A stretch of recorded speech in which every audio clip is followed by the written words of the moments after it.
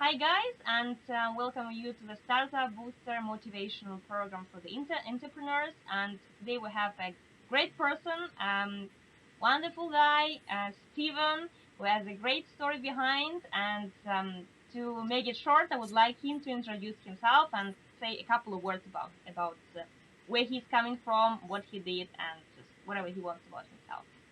All right. Hi, everyone. I'm Dr. Steven Raposo. I'm a chiropractor. Been a chiropractor for 14 years. I had a very successful practice that I sold 4 years into my practice, and then I became a full-fledged entrepreneur. I got into a franchise and sold that, and I've been doing consulting and life coaching for approximately 15, 16 years. I teach firewalking, got trained by the same individual that trained Tony Robbins. His name is Holly Burkan. Got trained in 2005. I love helping people. That is like my passion. So that's pretty much my background. Brilliant. So let's then start step by step. What brought you into the area of being a chiropractor? So when I was young, I was very, very sick, and my parents had to deal with the fact that I was just really sick at a very young age. And I had constant ear infections. I had tubes in my ears. I had my adenoids removed 3 times. I was a medical oddity. And so I was always frail growing up. And then I went to a chiropractor because I had neck pain. And out of nowhere, my ear infections went away. And I just found that to be very, very interesting, very fascinating. And I spoke to the chiropractor and I said, is there a connection between my ear infections and chiropractic? And she said, yes, there is. So she told me the story of how chiropractic originated. And I was so blown away. I said, oh my God, I think this is what I want to do. So from that moment on, I was 16 years old. And I became very passionate for alternative medicine and finding out like the true underlying cause of a lot of problems. So so at age 16, I discovered what I wanted to do. I became a chiropractor at 26, and that's the origin of my chiropractic story. That's interesting. And you are interested in personal coaching and the personal growth. So what brought you into this area? So when I was 17 years old, I happened to have gone to a local store with my mother, and there was a book that was calling to me. It was called Awaken the Giant Within by Anthony Robbins. And prior to that, I had no idea of personal growth. My father and mother, they did the best they could raising me, but I was never supported by them from the standpoint of encouragement. They never were like, hey, you know what? If you have a dream, you can go for it. I was never told that. So I grabbed the book and I read that thing as if that book was written for me. And I was so inspired, and it awakened me. And I became a voracious reader of personal growth. And from that moment on, I couldn't get enough. I remember being in college and I was listening to Personal Power by Tony Robbins, and I would listen to it over and over and over again. And at the time, I was very shy. Very, very shy. I did not want to talk. I was afraid to talk. And by listening to Tony Robbins, Brian Tracy, Zig Ziglar, Jim Rohn, all of the great speakers, Les Brown, I was inspired with what they said, and I became a more effective communicator as a result. So I have been on a quest since 17 to better myself and to share what I've learned with others. And I've realized this, that the best way to learn something is to teach it. And that which you give to others, you keep for yourself. And I remember when I started coaching at a very young age, my sister would be like, why are you coaching people? Why are you doing that? I'm like, because I love it and I get paid. Why would I do something that I can't stand? You know, but the fact is, is that so many people, they just live a life thinking that they have to just do something that they don't like to pay the bills. And I refuse to live like that. Oh, that's a brilliant point. I love your point of view. I was listening to the music that you sent just before this interview, and I found it like really great, fantastic. You wrote it yourself? Yes, I did. And what got you into the music? So luckily for me, my father had a vision for me and my sister. He wanted me to play piano, and he wanted my sister to play the violin. Well, luckily for me, I have music aptitude, and not so lucky for my sister because she could not play to save her life. So I started playing at 5, and I started playing piano at 5, and then I started playing pipe organ, and I've been a pipe organist for 25 years for the Catholic Church. I started playing since I was 15, and I started writing piano music 12 years ago. And ironically, it came after a Tony Robbins seminar. So one of my goals at his event, which was called Date with Destiny, my goal was to write music. And prior to that, I was stuck in my head. I'd write classical music. I would play classical music, and then I would try to write music. I'm like, I cannot get through. And there were all these mental blocks. And then at the end of the event, I felt it. I had a shift. And there was a piano in the lobby. And a friend of mine was with me. And I said, you got to come with me. And you got to listen to what's about to come out because something shifted in me. And so I sat at the bench, sat at the piano. I started to write music. I started to play and I started to cry. And the music that came through me was so deep and so powerful that from that moment on, it's been there for me. So my first CD I wrote 12 years ago, wrote a song for my mother, wrote a song for my father, I wrote a song for my oldest daughter. And so, one of my goals in the near future is to write music for movies. So, but I feel very, very blessed with my ability to tap into my feelings and express that through music. Oh, that's brilliant. Like I was always fascinated by people who can express feelings through music because I'm not into that area at all. But yeah, some people have definitely a talent to the music, and it's brilliant and it's great. And one question I had to you, you're doing speeches, right? Yes. Can you tell about the most interesting speech you've ever done?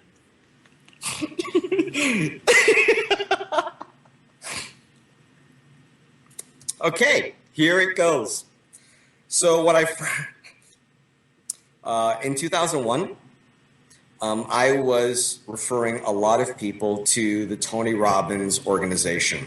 A lot of my clients, I was recommending that they go to his Unleash the Power Within seminar.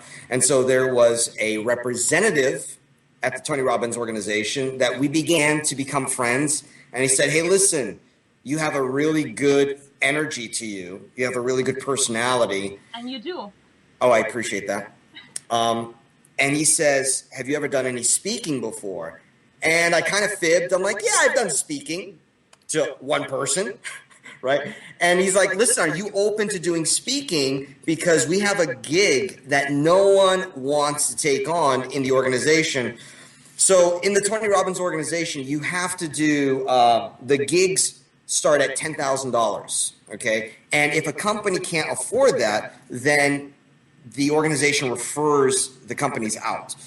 So my friend in the organization was like, listen, we got a gig no one wants. It's $4,000 for 3 hours. Do you want it? And I just became a chiropractor at the time, and I was just starting my practice. I'm like, hey, $4,000 for 3 hours? That's not bad, right? That's pretty good, right? Yeah. He's like, but there's a catch. I'm like, all right, I knew there was a catch. I knew it. And so I'm like, what's the catch? He's like, look, it's a sex toy convention. I'm like, wait a minute, a sex toy convention? You want me to do a motivational talk at a sex toy convention? He's like, yeah. I'm like, all right, I'm open to it. So I spoke with the CEO of the company. I'm like, what the hell do you want me to do?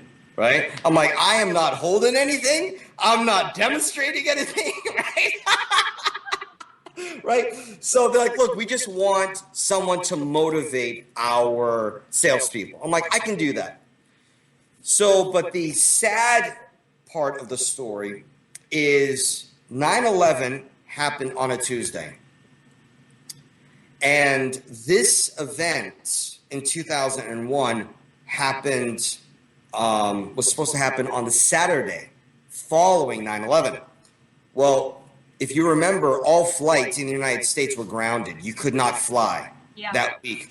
So I live in Massachusetts, and the event was in Detroit, Michigan. And so I spoke with the CEO on Tuesday, 9/11, and I said, listen, flights are grounded. I can't go. And she said, no, you're coming. I said, how do you expect me to go there? She's like, I expect you to go there by driving. Now, to go from Massachusetts to Michigan, that's a long, long time. Oh, yeah. Okay? Long time. So I said, all right, whatever, I'm going to do it. I'll figure it out. So my father, God bless him, he had no idea that I was going to a sex toy convention. Okay? No idea. So he's like, my son, I will come with you and I will support you and I will help drive. I said, Dad, you can drive, but you're not going to the event. Okay? Go watch a couple of movies. Okay? And when the movies are done, you can come back.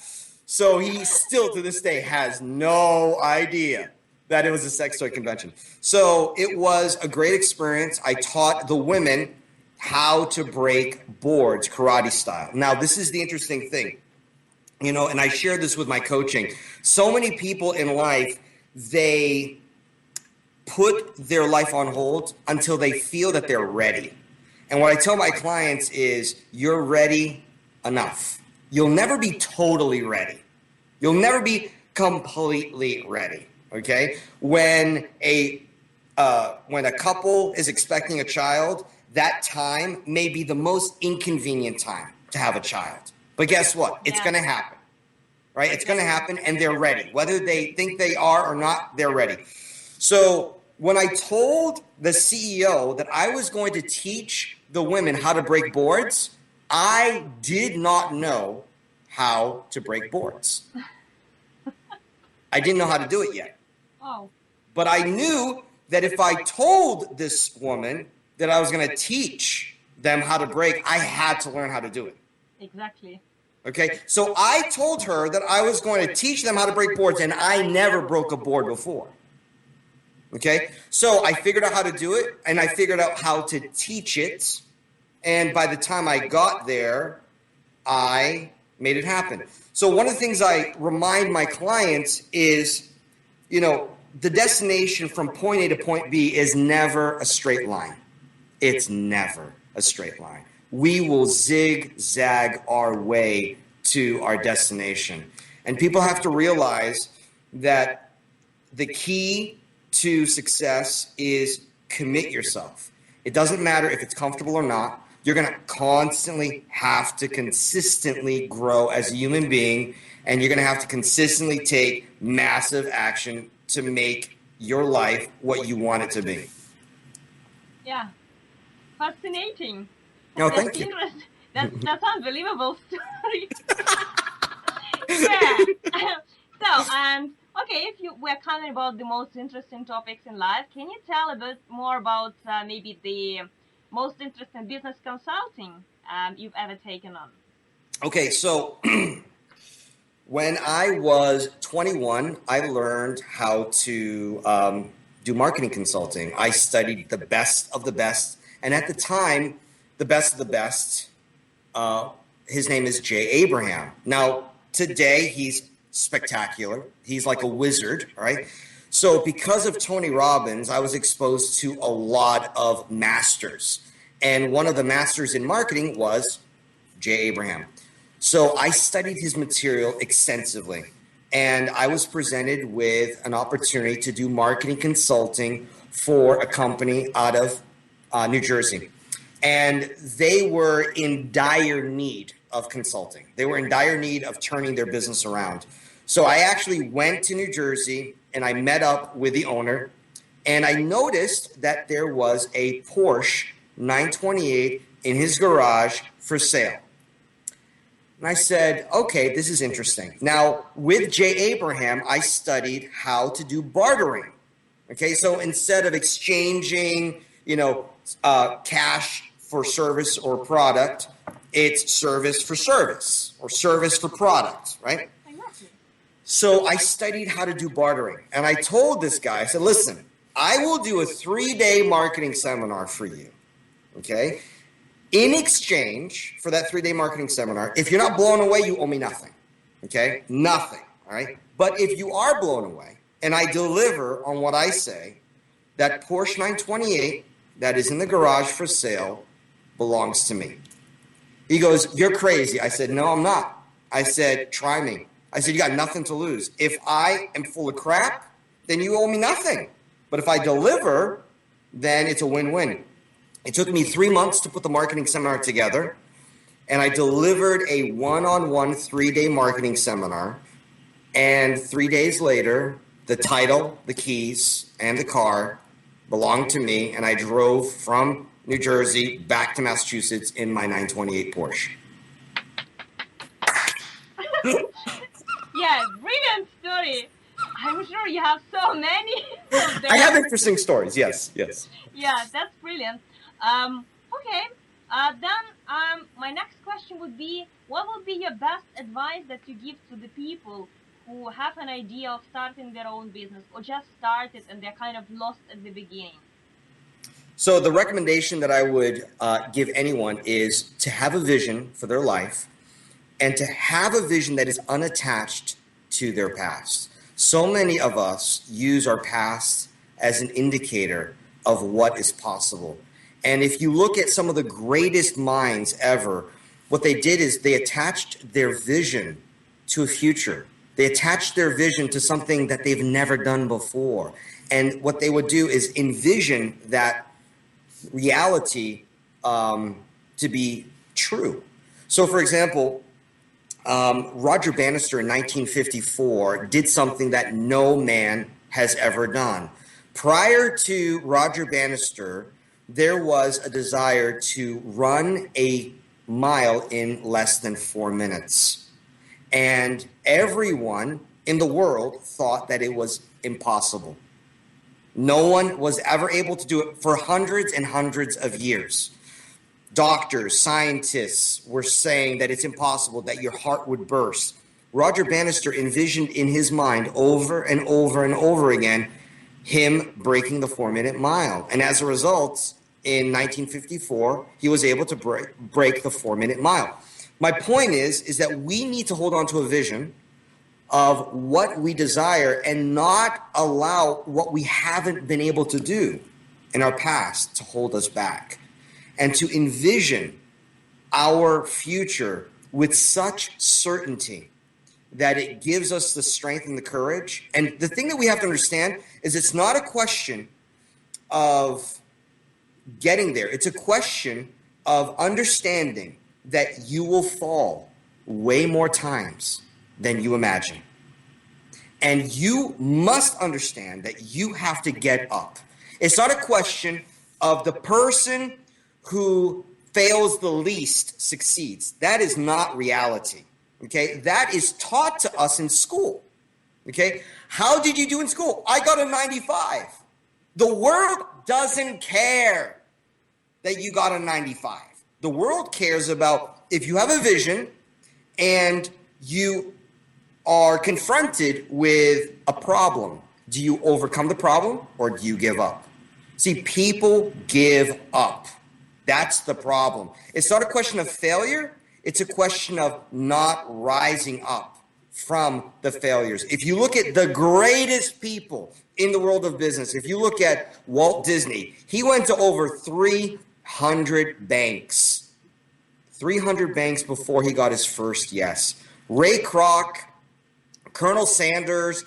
Colonel Sanders, the guy behind Kentucky Fried Chicken, he went to 1,000 restaurants before he got his first yes for his idea with his chicken recipe. So people think that all of these successful people were just lucky. No, they endured more pain, more suffering than the average person. That is why they earn the right to be successful. Yeah, they were persistent. And Very persistent. And they yes. believe. See, successful people have to be crazy. You got to be crazy. Yeah, a little bit. There is Totally. something like this and that. Totally. Because being reasonable is being practical. And we are taught in life to be practical, to be realistic. You know what? Here's what's realistic. Majority of people are depressed. That's reality. Okay? Majority of people, when they look in the mirror, they don't even know who's there. They don't even know who that person is. Okay? They have denied their true voice for so long that they're puppets. They're doing what the world has conditioned them to do. It looks like that. It totally does. That's a brilliant advice. Yes, thank you. I thank you so much for your time and for great stories and for the best motivational advice. And I wish you best of luck. And one more thing I would like you to do is to share maybe the website where the people can get in touch with you. So I will post it just below you so they can maybe get in contact with you if they want to have some personal communication. Absolutely. So my website is www.unstoppablecertainty.com. Again, www.unstoppablecertainty.com. So I want to thank you so much for this wonderful interview. You're an amazing person. I wish you continued success and prosperity in your life. And again, thank you for the opportunity to share my story with your audience. Thank you so much as well, and we'll keep in touch. Okay, thank you.